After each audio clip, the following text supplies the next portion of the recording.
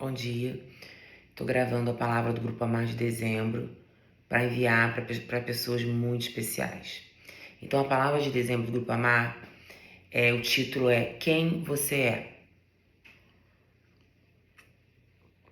No versículo em Tiago 1, 23 e 24, na versão NVI, diz: Aquele que ouve a palavra, mas não põe em prática, é semelhante a um homem que se vê no espelho, mas depois de olhar para si mesmo, sai e esquece da sua aparência. Eu já tinha lido esse versículo algumas vezes e não havia entendido direito. E aí houve uma ministração de Charles Capps, que foi um grande pregador da palavra da fé. E ele explicou esse versículo. Ele falou que quando a gente ouve a palavra ou lê a palavra e a gente não põe em prática, fica parecendo com aquele homem que se olha no espelho, vê quem ele é, depois esquece e prossegue. O que quer dizer isso? Esse versículo quer dizer que a palavra de Deus, a Bíblia, ela reflete quem você é. Está escrito ali quem você nasceu para ser. E quando você olha a palavra e esquece aquilo, não vive aquilo, você está deixando de viver a plenitude que você nasceu para ser. Então você se assemelha àquela pessoa que olha no espelho, porque a Bíblia é o seu espelho, e depois esquece quem ela é. Então, o que está escrito na Bíblia, a palavra da Bíblia, a palavra de Deus, ela reflete quem você é. Por isso que o tema hoje é quem você é. Então a gente vai chegar no final dessa ministração num bom lugar. E tem outro versículo na Bíblia, 2 Coríntios 18, que fala sobre o espelho também e diz: Mas todos nós, com o rosto descoberto, refletindo como um espelho a glória do Senhor, somos tão transformados de glória em glória, na mesma imagem, como pelo Espírito do Senhor. Olha o que está escrito. Todos nós, com o rosto descoberto, refletimos como um espelho. O que é isso? Que nós temos que refletir como um espelho, como você olha a sua imagem no espelho, a glória de Deus. Então nós nascemos porque nós somos para sermos imagem e semelhança de Deus. E nós temos que refletir a imagem do Criador através de nós. Então quando a gente lê a palavra, conhece a palavra, descobrindo quem nós somos, quem olhar pra gente vai ver o próprio Jesus, vai ver a glória de Deus, vai ver o reflexo da plenitude do Senhor em nós. A palavra existe para mostrar quem você é em Cristo, o que você nasceu para viver, e para que você tome posse e receba a vida em abundância que Jesus conquistou para você. E continuando, eu vou ler Mateus 7, que diz: Aquele que ouve as minhas palavras e as põe em prática é tão sábio como a pessoa que constrói uma casa sobre a rocha firme. Quando vierem as chuvas, as inundações, os ventos castigarem a casa, ela não cairá, pois foi construída sobre a rocha. Então, o que está dizendo aqui? Olha, quem ouve as palavras dele pratica, constrói a casa sobre a rocha. Nada vai te abalar. Porque diz lá em cima, aqui, ó, aquele que ouve minha palavra e não pratica. E aqui está quem pratica. Vai construir uma casa sobre a rocha e nada vai te abalar. Agora, aquele que põe em prática e não pratica, não vai viver e não vai descobrir quem você é. Muitas pessoas passam hoje pela vida dizendo nem sabe quem são, nem sabe para que nasceram, nem sabe o dom que tem, não sabem de nada. Mas se você olhar para a palavra e ler e meditar na palavra, você realmente vai viver tudo que você nasceu para viver. E vai se tornar inabalável. E continuando, João 16, 33. Eu disse essas coisas para que vocês em mim tenham paz. Neste mundo vocês terão aflições. Contudo, tenham bom ânimo, porque eu venci o mundo. O que Deus está dizendo aqui? Que nele, quando a gente está nele, quando a gente conhece ele, quando a gente lê a palavra e põe em prática, a gente vai viver em paz. Porque mesmo que a gente saiba que diz a palavra que no mundo teremos aflições, mas ele diz, tenha bom ânimo, ou seja, fica alegre. Por quê? Porque eu já venci. Então, o que eu quero dizer para vocês? Que tudo que se levantar contra a sua vida, em qualquer área, você pode ficar em paz e continuar alegre no Senhor, a alegria que vem do Senhor. Por quê? Porque ele promete, é uma promessa bíblica, que ele já venceu. Antes de se levantar algo contra você, já existe uma provisão disponível. E uma vez eu estava orando e o Espírito Santo falou para mim que a paz é o antídoto contra todo o veneno de Satanás.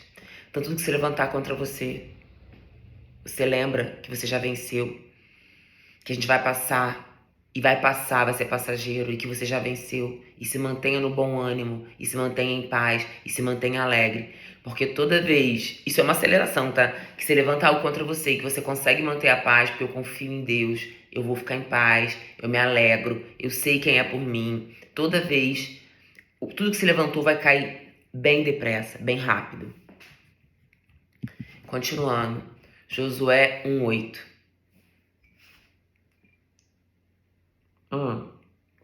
Não deixe de falar as palavras desse livro da lei. Medita nelas dia e noite, para que você cumpra fielmente tudo o que está escrito. Só então seus caminhos prosperarão e você será bem-sucedido.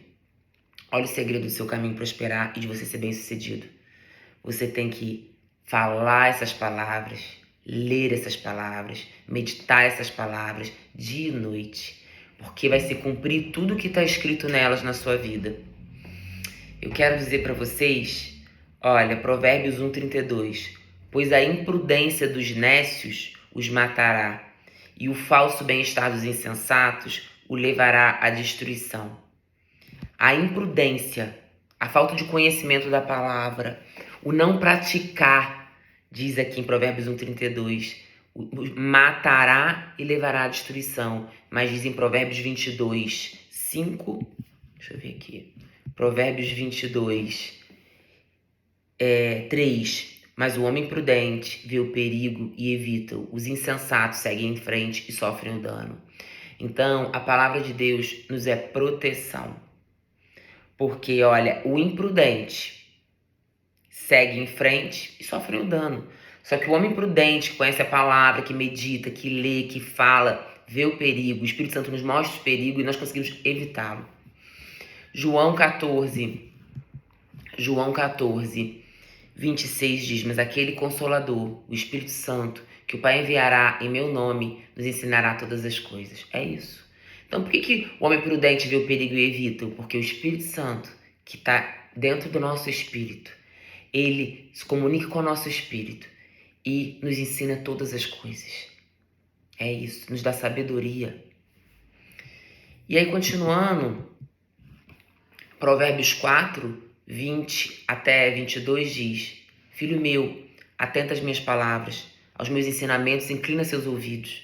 Não deixe ele apartar dos seus olhos, guarda eles no seu íntimo, porque eles são vida para os que o acham e saúde para seu corpo. Então, a palavra de Deus, quando você lê, fala, medita sobre ela, elas geram vida em você e criam vida através de você e criam vida nas pessoas ao seu redor e geram saúde para o nosso corpo. Quem é a palavra? Né? Como assim? Quem é a palavra? Que palavra? Por que essa palavra tem esse poder? Olha aqui, ó. No princípio, era aquele que é a palavra. Ele estava com Deus e era Deus. E diz João 1,14 agora. Aquele que é a palavra tornou-se carne, viveu entre nós. Vimos a sua glória, glória como do unigênito vindo do Pai, cheio de graça e verdade. Então, quem que era a palavra? No princípio, ele era a palavra. Ele estava com Deus e era Deus. Depois ele tornou-se carne, viveu entre nós, e nós vimos a sua glória. E é essa glória que a gente tem que refletir como espelho. O próprio Jesus diz aqui que o verbo era a palavra, o verbo se fez carne. O próprio Jesus é a palavra. E em algumas ministrações minhas eu gosto de falar isso, que a gente tem que ter reverência à palavra de Deus. Quando a gente fala, a gente tem que prestar atenção, parar tudo. Por quê? Porque o mesmo poder da presença de Jesus é o mesmo poder que tem a palavra. Muitas pessoas ficam na expectativa, Jesus vai aparecer, um anjo vai aparecer e vai falar comigo e vai fazer algo. Mas a palavra tem o mesmo poder da presença de Jesus. E eu vou lembrar, e eu vou te confirmar isso através de uma palavra da Bíblia. A palavra da Bíblia que diz Mateus 8, a história de um centurião. Esse centurião, olha como é que foi a história. Vai ser Mateus 8, de 5 a 13. Entrando Jesus em Cafarnaum, dirigiu-se a ele um centurião, pedindo-lhe ajuda, e disse: Senhor, meu servo está em casa paralítico e sofrendo horrivelmente. E Jesus falou, tá bom, eu vou lá curá-lo. E o centurião falou, não, Senhor, não precisa ir lá na minha casa, porque eu sei o que é autoridade. Eu tenho vários servos, eu tenho vários soldados a meu dispor, e eu falo, faz isso, ele faz, faça isso, ele tem que fazer. Então, eu sei o que é autoridade. Você não precisa ir na minha casa, Senhor. Eu quero só, olha aqui, ó, você precisa dizer uma palavra e o meu servo será curado. Olha que incrível, ele sabia que a palavra de Jesus tem o mesmo poder da presença. Ele sabia que se Jesus lançasse uma palavra, ele não precisava ir lá e tocar no servo dele. Uma palavra era o suficiente. E Jesus, ao ouvir isso, admirou-se e disse, digo-lhes a verdade, que eu nunca vi uma fé assim em Israel. E ele disse, olha, então Jesus disse ao centurião, vai, e como você creu, assim lhe acontecerá. E na mesma hora o seu servo foi curado. Então eu quero te dizer que enquanto eu estou falando essa palavra, ela está agindo na sua casa, ela está agindo na sua vida, ela está agindo nas situações que você tem passado. Eu sei que essa palavra aqui, quando eu estou ministrando lá no Grupo Amar, é uma unção, é algo assim, tem a presença, tem aquela unção presencial, mas eu tenho certeza que enquanto eu estou falando aqui, essa palavra está agindo em você. Então, esse Mateus 8, de 5 a 13, ele só nos mostra que a palavra tem o mesmo poder da presença. Por isso que a palavra diz, declara, fale e não te cales, declara, medita, pensa, lê, porque essa palavra é poderosa para fazer infinitamente mais tudo que você pedir ou pensar. Então, o que eu quero dizer para vocês é que Jesus não é simplesmente um exemplo para nós. Ah, eu vou andar como Jesus andou, eu vou falar como Jesus falou, eu vou me mover assim. Não. Jesus, ele foi o nosso substituto. Essa palavra eu recebi no culto lá da Igreja Verbo da Vida, do pastor Vinícius. E ele não foi simplesmente um exemplo para nós, mas ele foi um substituto. Sabe por quê? Porque olha o que ele levou na cruz. Diz aqui, ó, número 1. São várias coisas que ele levou na cruz. Ele levou as nossas dores e doenças para que nós fôssemos sarados. Então ele te substituiu.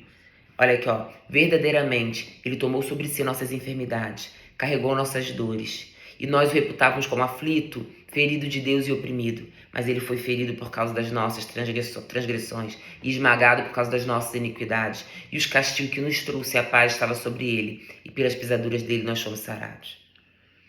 Você viu o que está escrito aqui? Em Isaías 53, de 4 a 5. Diz que ele carregou as nossas dores e diz que pelas pisaduras dele nós fomos sarados. Então quem nós somos? Nós somos imagem e semelhança de Deus. E ele levou todas as doenças, enfermidades e dores. E nós somos o quê? Quem nós somos? Nós somos sarados. Número 2, o que mais que valeu? O que mais que foi aquele sacrifício na cruz? Ele se fez pobre quando ele veio aqui na terra, para que nós fôssemos ricos. Olha o que está escrito em 2 Coríntios 8, 9. Está escrito, olha, vocês conhecem a graça do nosso Senhor Jesus Cristo. Embora fosse rico, por amor a vocês ele se fez pobre, para que por meio da pobreza dele, vocês fossem feitos ricos. Então, ele viveu pobre aqui, ele se despojou de tudo, apesar de nada faltar, para que nós fôssemos ricos. Então, ele carregou toda a pobreza e miséria na cruz, ele carregou todas as doenças. Quem nós somos? Nós somos sarados, nós somos ricos no Senhor, nada nos falta. Número 3, o que ele carregou naquela cruz? Ele se fez maldito para levar toda a maldição, nos livrar da maldição. Gálatas 3:13. Porém, Cristo tornou-se maldição por nós, nos livrou da maldição imposta pela lei, como dizem as Escrituras. Então, quando a gente fala, mas na minha família todo mundo tem câncer, mas na minha família todo mundo tem doença autoimune, mas na minha família todo mundo bebia, mas na minha família ninguém fez faculdade. Eu quero te dizer que Jesus levou todas as maldições na cruz. E maldição é isso, história repetitiva na sua família. E ele levou. Então, quando a gente está em Cristo, quando a gente aceita Jesus como nosso Salvador, quando a gente crê que Jesus morreu e ressuscitou e que ele era Filho de Deus, o Espírito Santo passa a habitar dentro de nós, nos ensina todas as coisas e nós fomos libertos de todas as doenças, porque ele levou sobre si no madeiro. Nós nos tornamos ricos, fomos libertos da pobreza e da miséria. Ele levou toda a maldição, as maldições da nossa família foram levadas, nós não temos mais que viver isso.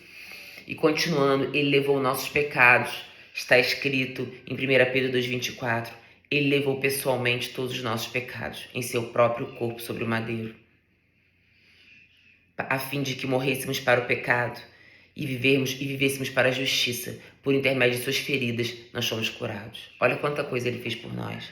Aquele sacrifício no madeiro não foi algo só para te emocionar, algo só para ser religioso. Não, é para que você descubra quem você é. Então você é sarado, você é rico nele.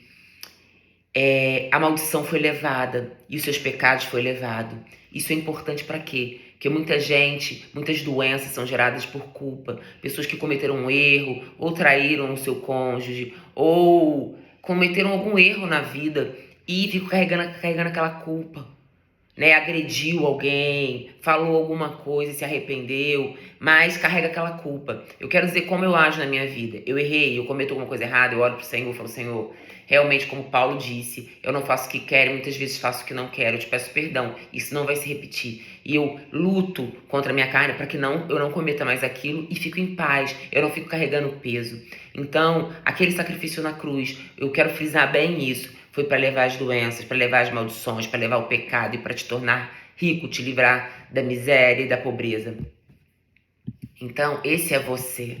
Eu quero dizer, que diz aqui em Filipenses 2, que apesar de ser Deus, Jesus, apesar de ser Deus, ele não considerou sua igualdade com Deus, que era algo que ele deveria ter usado como vantagem. Ele esvaziou-se de si mesmo, assumiu a forma de servo, tornou-se semelhante a homens, sendo encontrado em forma humana, humilhou-se e foi obediente até a morte de cruz. Então, Jesus ele veio aqui na Terra, tem versões que falam que ele abriu mão da sua divindade, ele veio como homem. E se a gente lembrar, só quando ele foi batizado com 30 anos, que começou a fluir os milagres, porque ele veio como homem, ele abriu mão de tudo, ele não tinha um poder sobrenatural sobre ele. E quando o Espírito Santo veio sobre ele, ele passou a se mover em milagres, maravilhas. E isso é sobre nós também. Quando recebemos o Espírito Santo, quando somos batizados, quando aceitamos Jesus e recebemos o Espírito Santo, a gente começa a receber o poder e a autoridade que Jesus tinha. Então, quem nós somos? Nós somos imagem e semelhança de Deus, nós temos a natureza divina, nós temos a mente de Cristo e nós somos imagem semelhante a Ele. Ele é o nosso exemplo e nós andamos com autoridade, porque o mesmo Espírito Santo que batizou, que caiu sobre uma pomba como Jesus, é o mesmo Espírito Santo que habita em nós. Esse sacrifício foi para isso. Eu vou para o Pai, porque se eu não for, o Espírito Santo não vai vir. Então, de um Jesus, o Espírito Santo desceu sobre milhões, muitas pessoas, para que a gente se mova como Ele, em autoridade. Gênesis 1, 26, 28 diz, olha aqui, então disse Deus, façamos o homem a nossa imagem e semelhança, conforme a nossa semelhança, e que ele domine. Aí quando você vai ler no Gênesis 1, vai dizer que você domine, que você domine, que você domine. Então Deus nos fez para ser imagem e semelhança a Ele, e nos fez para dominar, para ter autoridade. E a gente continua. Porque o Antigo Testamento, ele nada mais é que o espelho do Novo. O Antigo Testamento, ele profetiza o Novo Testamento. Olha aqui, ó.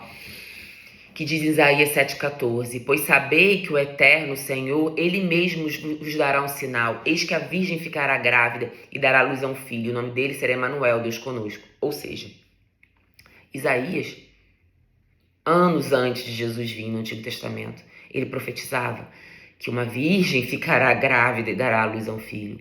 Eu quero dizer então, o Antigo Testamento, ele fala o que vai acontecer no Novo, e o Novo fala quem nós somos e o que vai acontecer hoje, no nosso dia a dia, na nossa vida.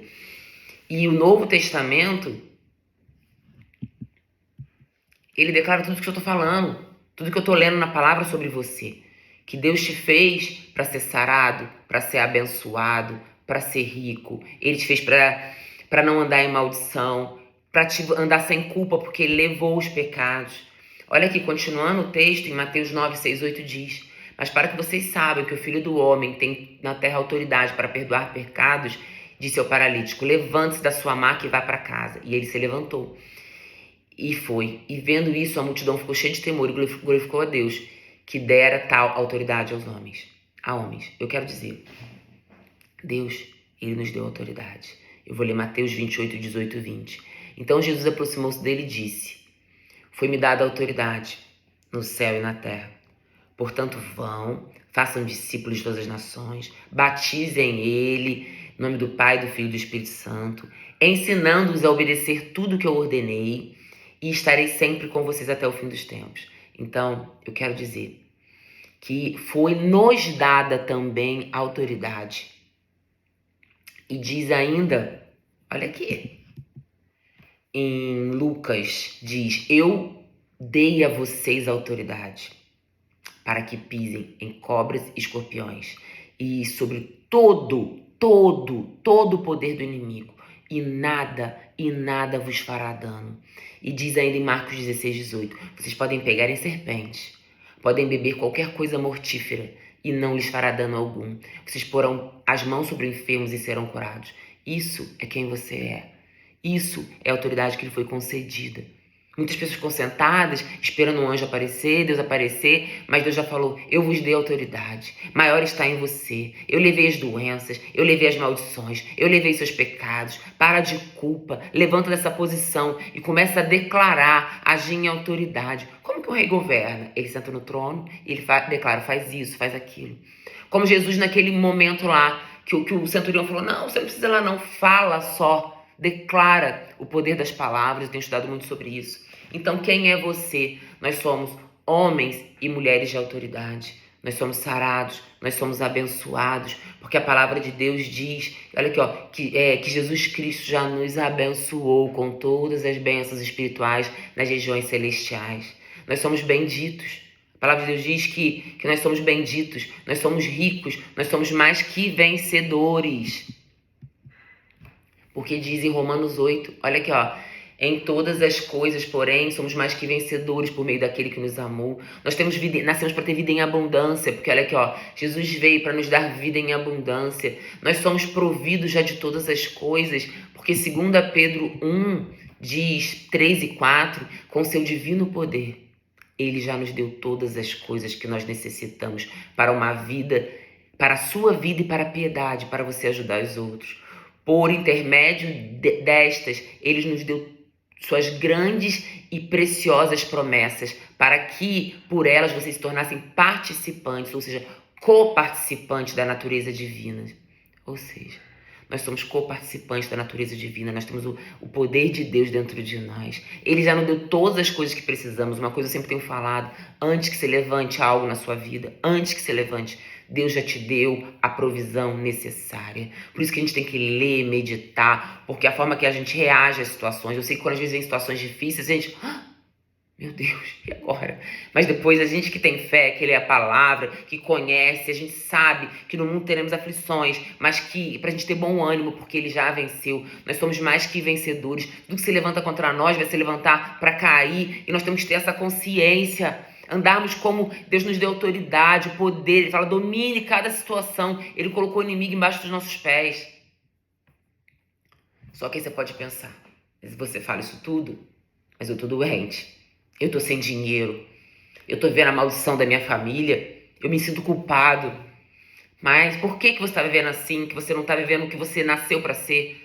Porque está escrito na Bíblia, em João 8,32, que vocês conhecerão a verdade, e a verdade vos libertará.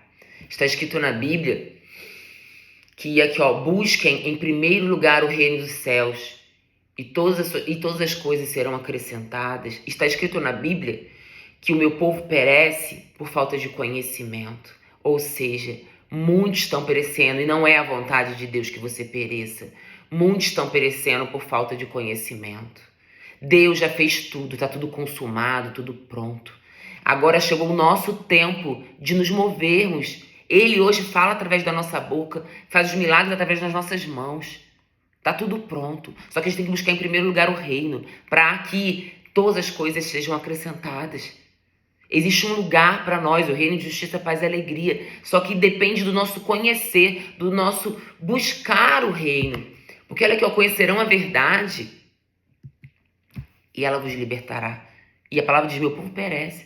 Eu, assim, realmente fico às vezes chateada, porque eu vejo tantas pessoas padecendo, morrendo antes do tempo, tendo uma vida miserável, porque não conhece a verdade. Fica vivendo nesse mundo, querendo ter ele como padrão. A Bíblia diz, não se amoldeis ao padrão desse mundo. Olha o que eu fiz, leia a Bíblia e vê quem você nasceu para ser. Deus te fez perfeito. A gente fica seguindo tudo, padrão, querendo olhar as mulheres desse mundo e seguir. Não, não.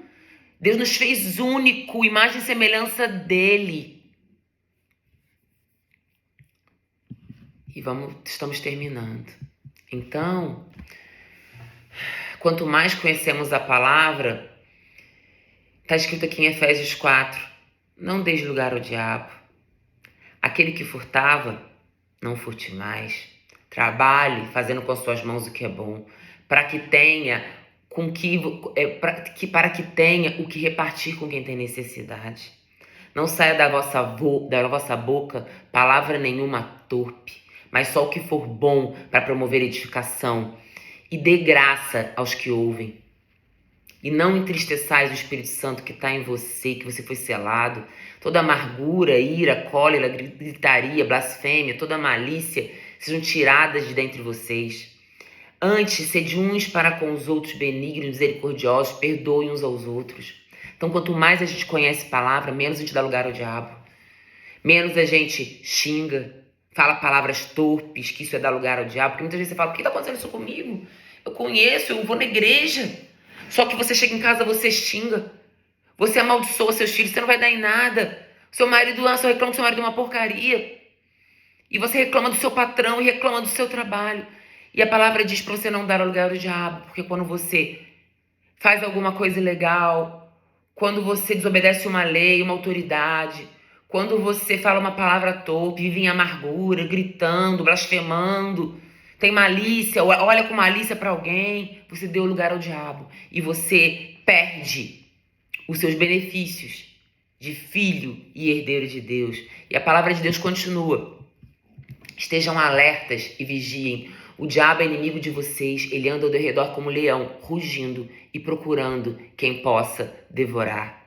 Então, eu quero dizer para a gente não dar lugar ao diabo. E aqui diz, olha, em 1 Pedro 5,8, você fica alerta e vigie, porque o diabo está ao redor para ver quem ele possa devorar. Só que quando nós somos blindados no Espírito, nós conhecemos o nosso direito, nós andamos sem falar mal, sem julgar, ou quando erramos, logo nos arrependemos. Pai, eu não vou fazer de novo. Porque quando você olha para o que você errou e pede perdão, você vai ser apagado aquilo. Você não vai andar com culpa. Como a palavra de Deus diz, vá, mas não peques mais. Tá bom, eu te perdoo, mas não peques mais. Então, nós somos blindados e protegidos pela palavra. Conhecereis a palavra e ela nos libertará. Porque quando a gente conhece, busca em conhecer e declara e medita nela de noite, quando a pressão vem, a gente responde com a palavra.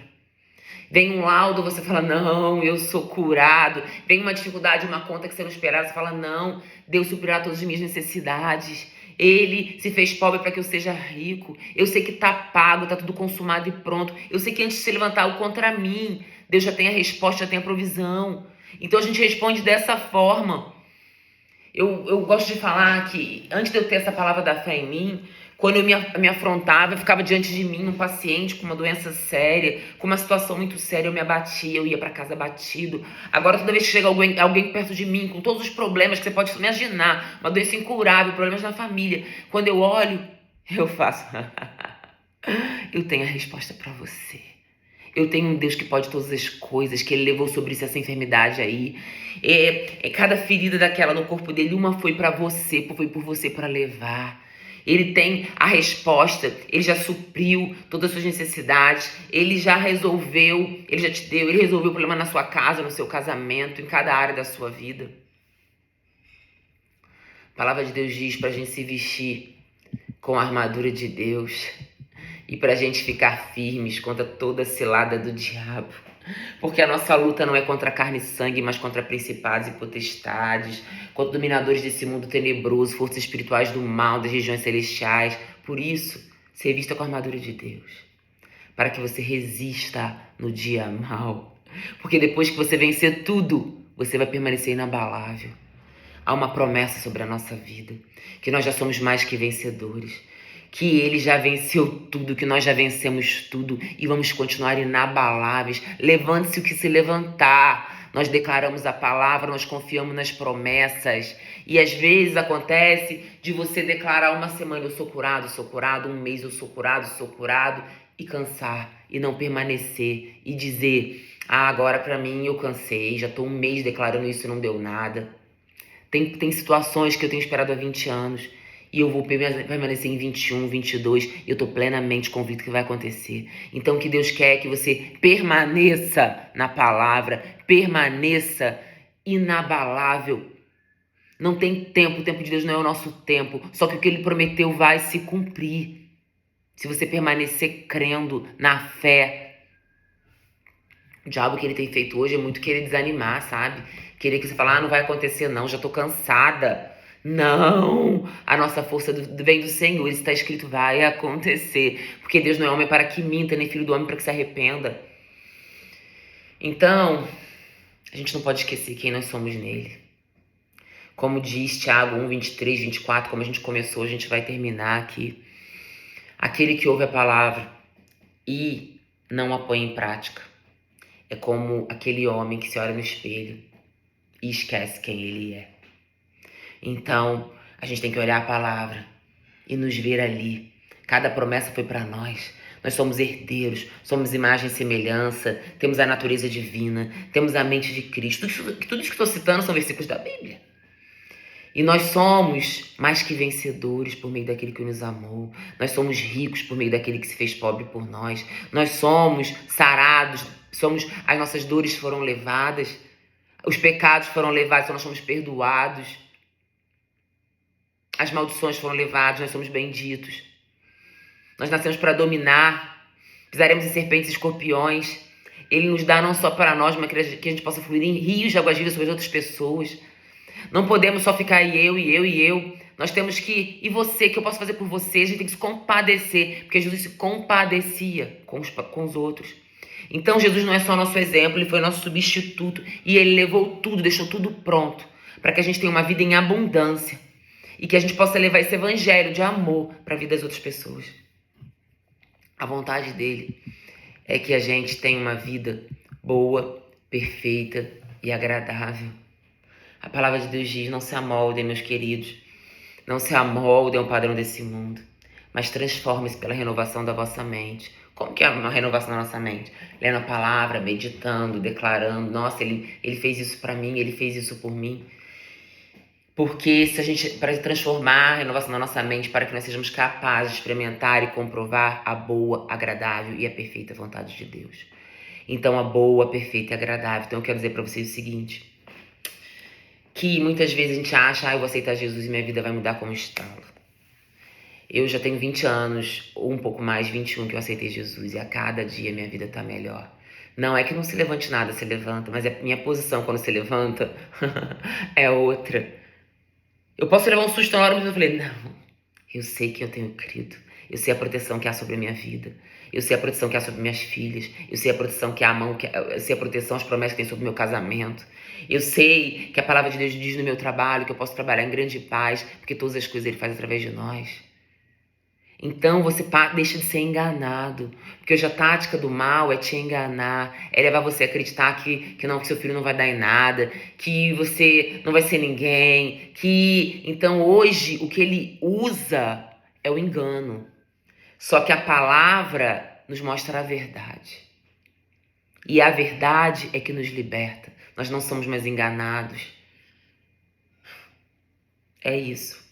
Nós vamos viver a boa, a perfeita e a agradável vontade de Deus. Então eu oro hoje para que, como diz Efésios 1,18, para que vocês tenham os olhos iluminados, os olhos do seu entendimento iluminados, para que você saibais qual é a esperança da sua vocação e qual a riqueza que Deus tem como herança para você. Então, para você descobrir o seu propósito, descobrir a riqueza que Deus tem para você, perceber que você nasceu para dominar, nasceu para ser grande, nasceu para modificar vidas, nasceu para levar vida, nasceu para realmente viver a boa, perfeita, agradável vontade de Deus. que há um plano perfeito sobre você, que a morte de Jesus na cruz, ó, pra gente lembrar do Natal, por isso que Deus me inspirou a falar essa palavra hoje, a morte de Jesus na cruz não é só um simbolismo religioso, mas foi para levar a maldição. Tudo que constava contra você foi levado naquela cruz, pecado, a maldição, a dor, a doença. Tudo que constava como contra você foi levado naquele madeiro. Então esse simbolismo do Natal serve para falar que aquilo tudo que Jesus viveu, nasceu, viveu e morreu foi para nos fazer livres, livres, para nos dar todas as coisas que precisamos e para que ele não seja só um exemplo, mas para que você receba que ele te livrou, te libertou. Ele foi seu substituto naquela cruz, para que você não sofresse. Ele já fez todas as coisas. Então pode vir o que vier, mas ele já venceu tudo por você e você vai se tornar, ficar inabalável nas situações, porque a gente tem que estar plenamente convicto que cada palavra da Bíblia vai se cumprir. Como o Antigo Testamento todo se cumpriu no Novo, o Novo vai se cumprir na nossa vida. E nós vamos continuar escrevendo os próximos testamentos aí da Bíblia, através de histórias que nós vamos viver e ver na vida das pessoas. Porque nós somos herdeiros e co-herdeiros com Cristo. Então, tem outros versículos aqui. Antes da fundação do mundo, ele nos escolheu. Antes de você nascer, ele já tinha escolhido. Nós somos filhos e herdeiros, diz a palavra. E continua, ó, porque eu sou o que conheço os planos que tenho ao seu respeito. Planos de fazer prosperar e não de te causar dano, para te dar uma esperança e um futuro. Então, ele não nos deu espírito de medo, eu quero lembrar a vocês, ele fala pra gente não se preocupar. Então, é isso. São muitos versículos, a palavra é grande, mas eu oro mesmo para que Deus ilumine o entendimento de vocês. E como o tema dessa mensagem é você saber quem você é em Cristo. Você olha para a palavra, você vai ver o seu espelho, tudo que você nasceu para ser. Lembrar desse sacrifício agora, em dezembro, no Natal, que o sacrifício foi para te dar todas as coisas que você necessita, já está tudo pronto. Agora o que nós temos que fazer é receber esse presente de Natal. Receber, você saber quem você é em Cristo e você ter a vida em abundância. Porque eu como mãe, eu sei que você como pai ou mãe, ou como filho até, o que você quer para uma pessoa que você ama? É que ela tenha a plenitude da vida, né? A plenitude, que ela viva uma vida alegre, plenitude. Faça as escolhas acertadas. Tenha alegria, paz, é isso que a gente quer. Então essa vida em abundância a gente pode levar para as pessoas através da palavra de Deus. Porque conhecereis a verdade, ela vos libertará. Jesus veio para te dar vida em abundância. Você vai conhecer a palavra, você vai viver uma vida, quando você tem uma renovação na sua mente, uma vida boa, perfeita e agradável. Então é isso que eu quero te dizer. Só para finalizar e você gravar. A morte de Jesus na cruz, o nascimento, até chegar à morte de Jesus, foi para levar sua doença, sua dor, levar a maldição, levar a pobreza, levar os pecados, e para que você tenha uma vida em abundância, porque ele já te deu todas as coisas que você precisa.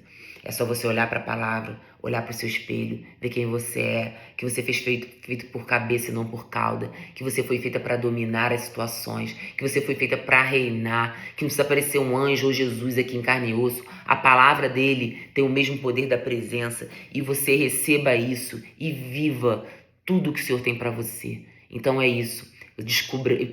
Espero que você tenha descoberto nessa palavra quem você é.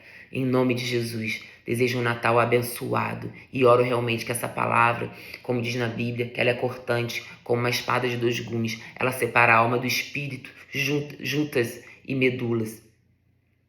E essa palavra hoje vai separar ali dentro de você e vai mexer em você e vai te mostrar e vai te animar.